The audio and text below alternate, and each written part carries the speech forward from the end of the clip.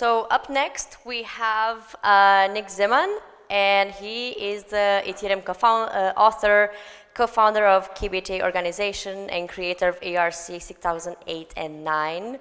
So I'm not going to bore you too much with technical details, but I'm going to let him tell you more about NFT security.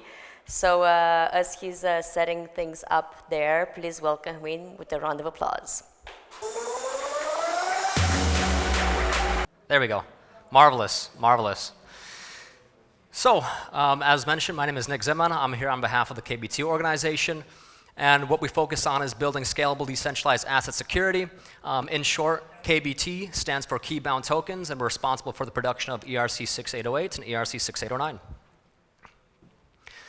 So, to spice things up a bit, we've decided to create the first ERC 6809 on the market. That is the receipt you see on the left-hand side, and we've also decided to put some ETH inside the wallet because what I'm going to do here with all of you is breaking the #1 rule in crypto, and that is giving out a seed phrase. So I'll give you guys some time to prepare your cameras. If you guys want to take a picture, write it down. In all honesty, it is irrelevant to me in terms of the receipt anyways in this demonstration. And if you are more interested, you can also find seed phrases that we're spreading throughout on our Twitter page as well at receipt 6809. So nonetheless, there's the seed phrase to a wallet. Here it is. It's containing the previously outlined assets, as I said before, so feel free to snap a picture and write it down on a piece of paper. As I said, it honestly makes no difference to me. And if you're thinking, what on earth am I doing? You wouldn't be the first, and I doubt you'll be the last, as we push ERC 6808 and ERC 6809. I'll move on. Hopefully you guys got a picture.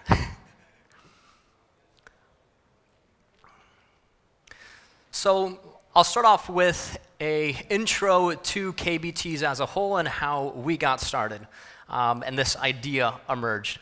So this started about 2 years ago in the spring of 2022, along with two co-founders, Mihai Narcis, and we set out on a journey essentially to denormalize successful crypto theft in the space. Each and every day there was dozens of stories of essentially millions getting stolen, and we didn't want to sit by being idle because this is affecting everybody. It affects the space as a whole, in addition to us individuals that are here trying to push crypto and the idea of decentralized finances.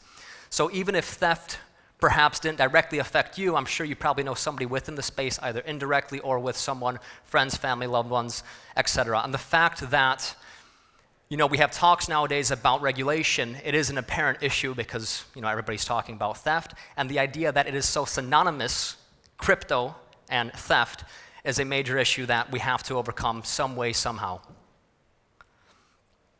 So as mentioned previously, the goal of the KBT organization was simple: to denormalize successful crypto theft. In the beginning, we asked ourselves, like many others, the major conglomerates in the space, how do we secure the wallet? And after a while asking the same question as many have in the past, we realized that the wallet itself does not have any inherent value. I can go right now and I can make 24 wallets if I wanted to. It has no value at the end of the day.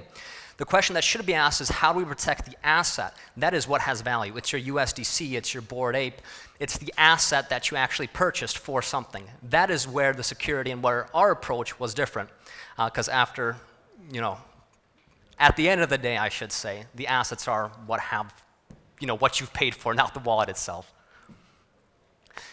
So, with that breakthrough, I packed my bags from the US. I flew to Romania, a country I've never been to Iași, a city I've never heard of, to meet two Romanians, my colleagues, Mihai Narcis, some people I just met online.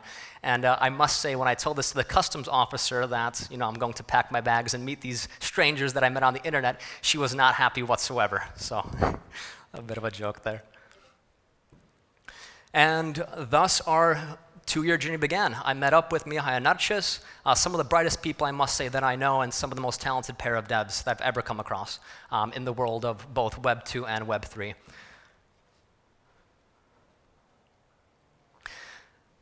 I guess you can say we started spending a lot of time together, as you can see by our apparel here, all wearing gray hoodies, and this became a very common theme throughout the first year of where I was living in Romania, working with my colleagues. And I guess you can say we got really close to one another during this 2-year adventure so far. So in our first year of development, we really took all aspects of currently centralized solutions as well as decentralized solutions. From centralized, we wanted to look at affordability as well as scalability, and the same was applied to decentralized solutions in terms of it being on-chain, it being fully decentralized, self-custodial or non-custodial. And one thing that was made very clear during our journey itself was, and also speaking to others that have witnessed or that have become, basically affected by theft within the space, was security should not be a luxury. It is a necessity in the space. If you look around and some of the current solutions, you'll spend $100 on a hardware wallet. That is not applicable to a global demographic, which crypto was made for. Not everybody has $100. $100 is a lot of money, and in a lot of countries, $100 might be a monthly wage, let's say. So for these countries where it will benefit them the most, because there's political turmoil, hyperinflation, they don't trust the banking system, the list goes on, they can't go out and necessarily buy a hardware wallet. So that's why we essentially shifted to say asset security as opposed to wallet security. And also, I must say, if I were to give the seed phrase of a ledger perhaps, that asset that I previously showed, the receipt by KBT, the ERC6809 would have been long gone. So just to prove a point there.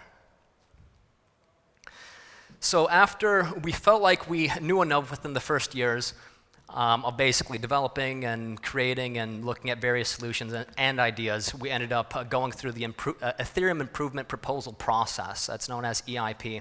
And we worked with Ethereum editors as Ethereum authors for roughly a year, and we produced these two token standards, which represent key-bound tokens as a whole. We have a non-fungible version as well as a fungible version, so basically in replacement of the ERC20 or the ERC721. I guess this is in essence what you'll see if you Google ERC6808 or ERC6809. It's on the ethereum.org, and it's official. One thing that I do want to clarify, you'll see a lot of people throwing around that they created a token standard or what they've produced as an actual token standard is, I would say, a fallacy. Last time I checked, on the Ethereum standard track ERCs, there's about 97 finalized let's say ERCs, and out of those that are actually token standards, there's 12, which KBTs now make up 2 out of those 12.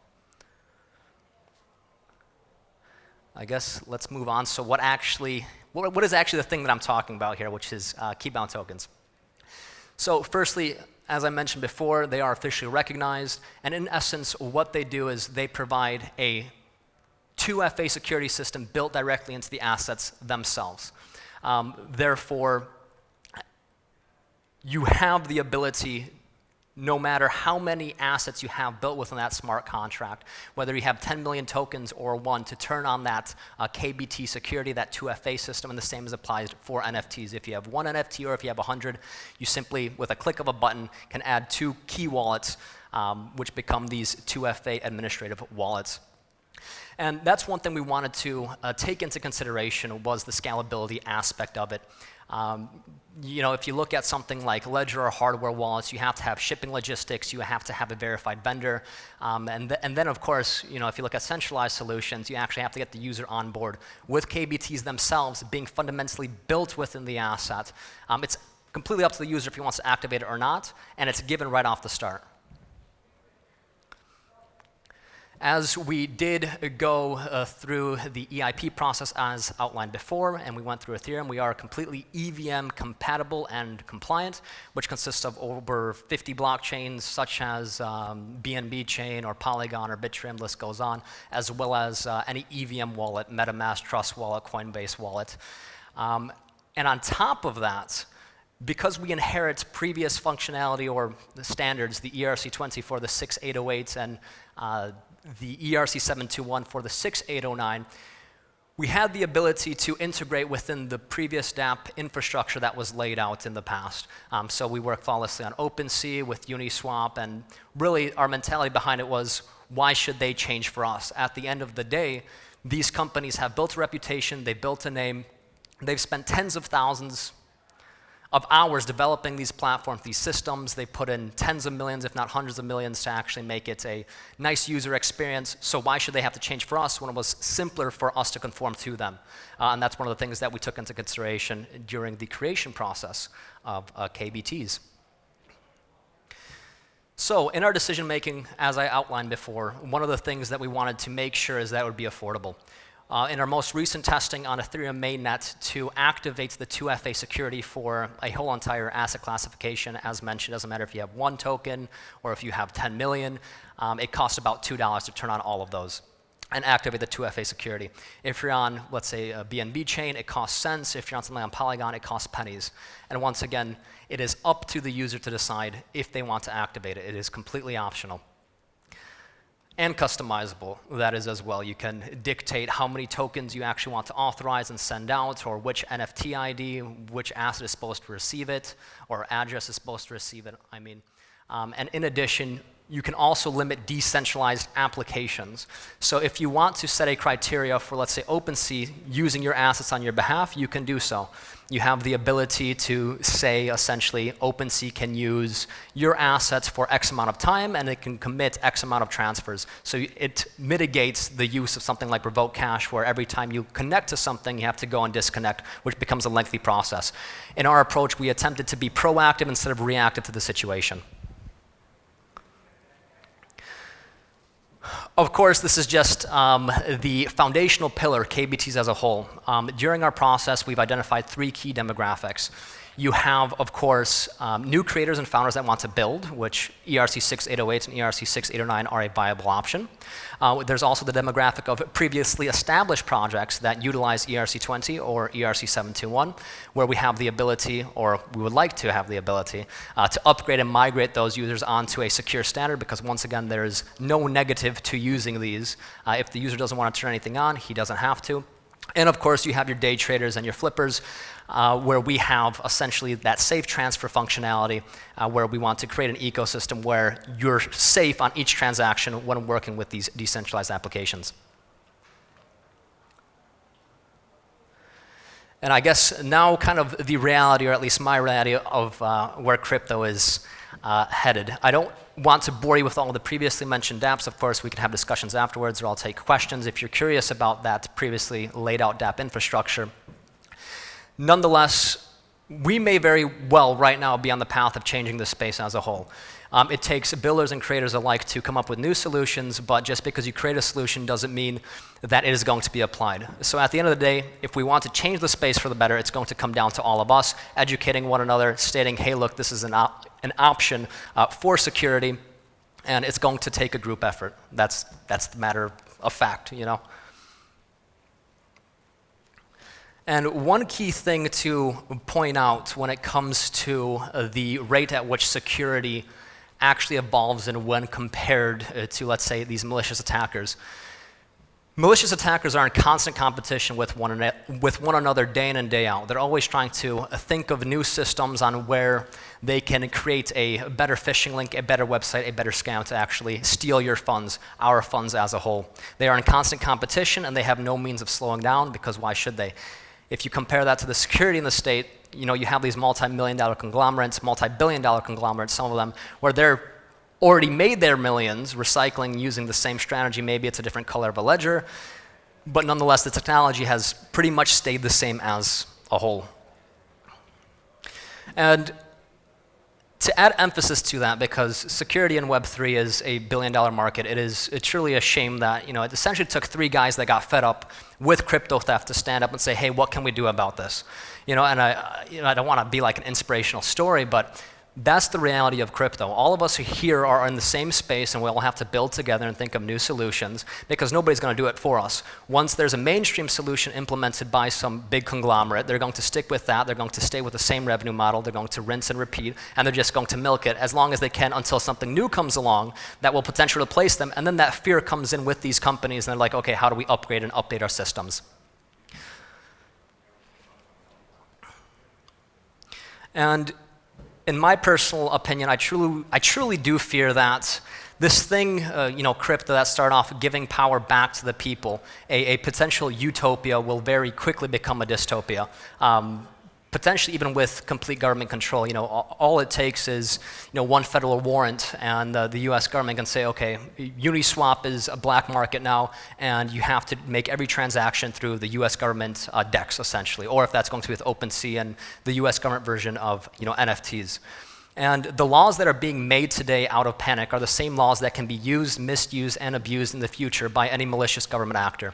So if we don't focus on this issue of security today and what that problem brings, what's the point of talking about DeFi tomorrow if today is what matters most? So with that, I'll wrap up, and I'll thank all of you for stopping by, learning about KBTs, our journey, our asset security, and hopefully the beginning of a new dawn, I suppose, in security and what we can bring to the table as a whole, because once again, this will be a group effort. So I appreciate your time, mulțumesc, and I'm happy to take any questions or have conversations afterwards in either case. Okay, thank you.